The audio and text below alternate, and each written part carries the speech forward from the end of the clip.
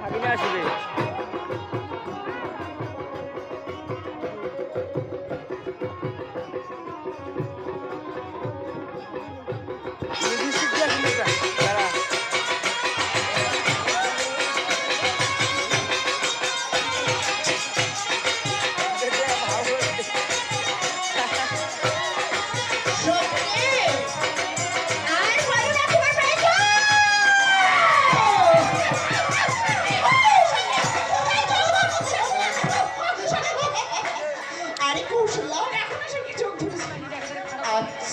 ব্যাপার এতটাই চোখে ভয় পাস?